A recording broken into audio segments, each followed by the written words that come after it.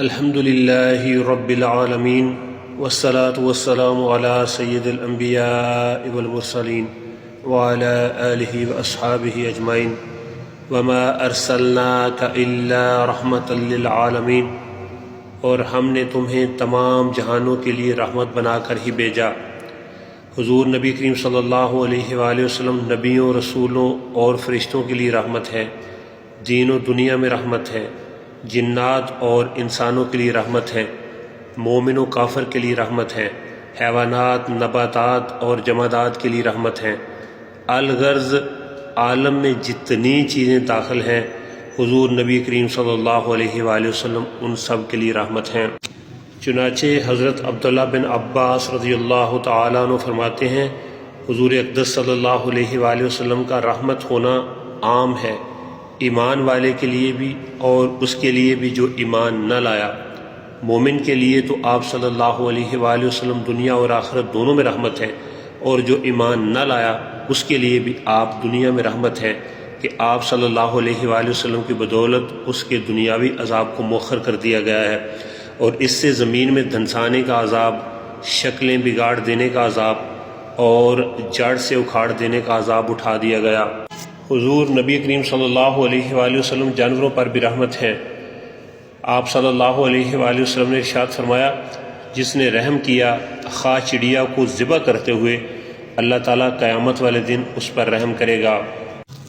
اب ملاحظہ کیجئے ابو داؤد کی حدیث نمبر 2549، نبی رحمت صلی اللہ علیہ وآلہ وسلم نے کس طرح اونٹ کی داد رسی کی۔ حضرت عبداللہ بن جعفر رضی اللہ تعالیٰ عنہ بیان کرتے ہیں، آپ صلی اللہ علیہ وآلہ وسلم ایک بار ایک انصاری کے باغ میں تشریف لے آئے، وہاں ایک اونٹ تھا۔ جب اس نے نبی کریم صلی اللہ علیہ وآلہ وسلم کو دیکھا تو رونی سی آواز نکالی اور اس کی آنکھوں سے آنسو بہنے لگے۔ نبی صلی اللہ علیہ وآلہ وسلم اس کے پاس آئے اور اس کے سر پر ہاتھ پھیرا تو وہ چپ ہو گیا۔ پھر آپ نے پوچھا، اس کا مالک کون ہے؟ ایک انصاری جوان آیا اور کہا، اے اللہ کے رسول، یہ میرا ہے۔ آپ نے فرمایا، کیا تو اس جانور کے بارے میں اللہ سے نہیں ڈرتا جس کا اس نے تجھ کو مالک بنایا ہے؟ اس نے مجھ سے شکایت کی ہے کہ تو اسے بھوکا رکھتا اور بہت تھکاتا ہے۔ صحیح بخاری کی حدیث نمبر 2466 ہے، نبی کریم صلی اللہ علیہ وسلم نے فرمایا، ایک شخص راستے میں سفر کر رہا تھا کہ اسے پیاس لگی، پھر اسے راستے میں ایک کنواں ملا اور وہ اس کے اندر اتر گیا اور پانی پیا۔ جب باہر آیا تو اس کی نظر ایک کتے پر پڑی جو ہانپ رہا تھا اور پیاس کی سختی سے کیچڑ چاٹ رہا تھا۔ اس شخص نے سوچا کہ اس وقت یہ کتا بھی پیاس کی اتنی شدت میں مبتلا ہے جس میں مبتلا تھا، چنانچہ وہ پھر کنویں میں اترا اور اپنے جوتے میں پانی بھر کر اس نے کتے کو پلایا۔ اللہ تعالیٰ کے ہاں اس کا یہ عمل مقبول ہوا اور اس کی مغفرت کر دی گئی۔ صحابہ نے پوچھا، یا رسول اللہ، کیا جانوروں کے سلسلے میں بھی ہمیں اجر ملتا ہے؟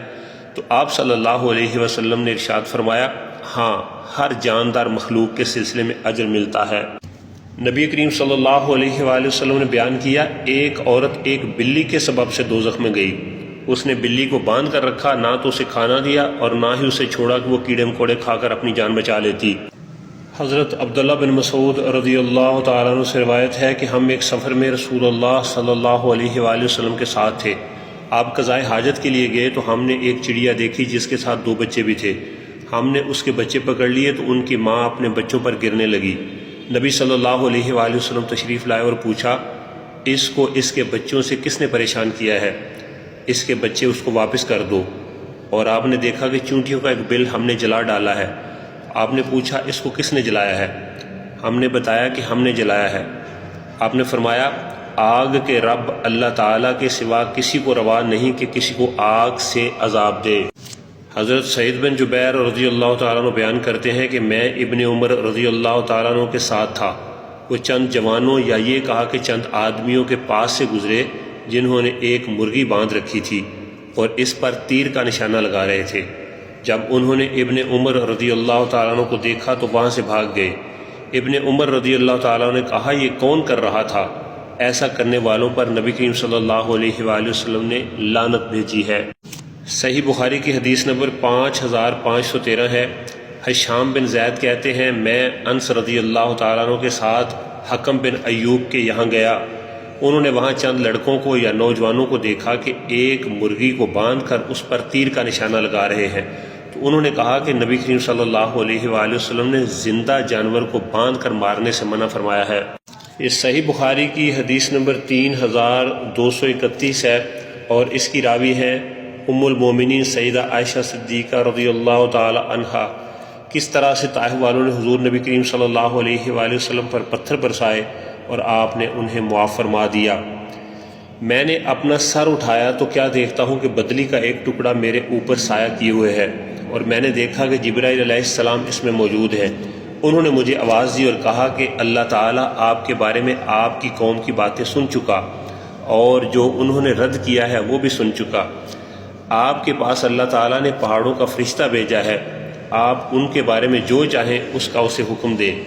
اس کے بعد مجھے پہاڑوں کے فرشتے نے آواز دی، انہوں نے مجھے سلام کیا اور کہا اے محمد صلی اللہ علیہ وآلہ وسلم۔ پھر انہوں نے بھی وہی بات کہی، آپ جو چاہیں یعنی اس کا مجھے حکم فرمائیں، اگر آپ چاہیں تو میں دونوں طرف کے پہاڑ ان پر لا کر ملا دوں، یعنی جن سے وہ چکنا چور ہو جائیں۔ نبی کریم صلی اللہ علیہ وآلہ وسلم نے فرمایا مجھے تو اس کی امید ہے کہ اللہ تعالیٰ ان کی نسل سے ایسی اولاد پیدا کرے گا جو اکیلے اللہ کی عبادت کرے گی اور اس کے ساتھ کسی کو شریک نہ ٹھہرائے گی۔ حضرت جابر بن عبداللہ رضی اللہ تعالیٰ عنہ نے بیان کیا کہ ہم نبی کریم صلی اللہ علیہ وآلہ وسلم کے ساتھ نجد کی طرف غزوہ کے لیے گئے۔ دوپہر کا وقت ہوا تو آپ ایک جنگل میں پہنچے جہاں ببول کے درخت بہت تھے۔ آپ نے گھنے درخت کے نیچے سائے کے لیے قیام کیا اور درخت سے اپنی تلوار ٹکا دی۔ صحابہ رضی اللہ عنہم بھی درختوں کے نیچے سایہ حاصل کرنے کے لیے پھیل گئے۔ ابھی ہم اسی کیفیت میں تھے کہ رسول اللہ صلی اللہ علیہ وآلہ وسلم نے ہمیں پکارا۔ ہم حاضر ہوئے تو ایک بدوی آپ کے سامنے بیٹھا ہوا تھا۔ آپ صلی اللہ علیہ وآلہ وسلم نے فرمایا کہ یہ شخص میرے پاس آیا تو میں سو رہا تھا، اتنے میں اس نے یعنی بدو نے میری تلوار کھینچ لی اور میں بھی بیدار ہو گیا۔ یہ میری ننگی تلوار کھینچے ہوئے میرے سر پر کھڑا تھا، مجھ سے کہنے لگا آج مجھ سے تمہیں کون بچائے گا؟ میں نے کہا اللہ۔ وہ شخص صرف ایک لفظ سے اتنا مرعوب ہوا کہ تلوار کو نیام میں رکھ کر بیٹھ گیا، اور دیکھ لو یہ بیٹھا ہوا ہے۔ آپ صلی اللہ علیہ وآلہ وسلم نے اسے کوئی سزا نہیں دی۔ صحیح بخاری کی حدیث نمبر 11 ہے، سب سے اچھا مسلمان وہ ہے جس کے شر سے لوگ محفوظ رہیں۔ لوگوں نے پوچھا یا رسول اللہ صلی اللہ علیہ وآلہ وسلم کون سا اسلام افضل ہے؟ نبی صلی اللہ علیہ وآلہ وسلم نے فرمایا وہ جس کے ماننے والے مسلمانوں کی زبان اور ہاتھ سے سارے مسلمان سلامتی میں رہیں۔ صحیح بخاری کی حدیث نمبر 3015 ہے، ایک عورت رسول اللہ صلی اللہ علیہ وآلہ وسلم کے زمانہ میں کسی غزوے میں مقتول پائی گئی تو نبی صلی اللہ علیہ وآلہ وسلم نے عورتوں اور بچوں کو قتل کرنے سے منع فرمایا۔ اب آپ ملاحظہ کیجئے کہ حضور نبی کریم صلی اللہ علیہ وآلہ وسلم کس طرح غیر مسلموں کے لیے رحمت ہے۔ رسول اللہ صلی اللہ علیہ وآلہ وسلم کے اصحاب کے کچھ بیٹوں نے بیان کیا اور انہوں نے اپنے آبا سے جو ایک دوسرے کے عزیز تھے، اور انہوں نے رسول اللہ صلی اللہ علیہ وآلہ وسلم سے روایت کی ہے کہ رسول اللہ صلی اللہ علیہ وآلہ وسلم نے فرمایا سنو، جس نے کسی ذمی پر ظلم کیا یا اس کا کوئی حق چھینا یا اس کی طاقت سے زیادہ اس پر بوجھ ڈالا یا اس کی کوئی چیز بغیر اس کی مرضی کے لے لی تو قیامت کے دن میں اس کی طرف سے وکیل ہوں گا۔ حضرت ابو مسعود رضی اللہ تعالیٰ عنہ بیان کرتے ہیں ایک شخص حضور نبی اکرم صلی اللہ علیہ وآلہ وسلم کی بارگاہ میں عرض گزار ہوا یا رسول اللہ میں نماز فجر سے رہ جاتا ہوں کیونکہ فلاں صاحب ہمیں لمبی نماز پڑھاتے ہیں۔ یہ بات سن کر حضور صلی اللہ علیہ وآلہ وسلم ناراض ہوئے، اور میں نے آپ صلی اللہ علیہ وآلہ وسلم کو اس روز سے زیادہ ناراض ہوتے کبھی نہیں دیکھا۔ پھر آپ صلی اللہ علیہ وآلہ وسلم نے فرمایا اے لوگو، کیا تم میں نفرت دلانے والے بھی ہیں؟ تم میں سے جو بھی لوگوں کی امامت کرے تو اسے چاہیے کہ مختصر نماز پڑھائے، کیونکہ اس کے پیچھے کمزور، بوڑھے اور ضرورت مند بھی ہوتے ہیں۔ امام بہقی علیہ الرحمہ بیان کرتے ہیں اللہ تعالیٰ نے قرآن مجید میں آپ صلی اللہ علیہ وآلہ وسلم کو مندرجہ ذیل اسماء مبارکہ عطا فرمائے۔ نبی کریم صلی اللہ علیہ وآلہ وسلم کو شاہداً و مبشراً و نذیراً و داعیاً الی اللہ باذنہ، یعنی اللہ کے اذن سے اس کی طرف دعوت دینے والے، سراج منیرہ، روشن کرنے والا چراغ آپ کو نام دیا گیا، رؤوف یعنی نہایت مہربان، رحیم یعنی نہایت رحم کرنے والے، نذیرا مبینہ، روشن نشانیوں کے ساتھ اللہ کا ڈر سنانے والے، مذکرن یعنی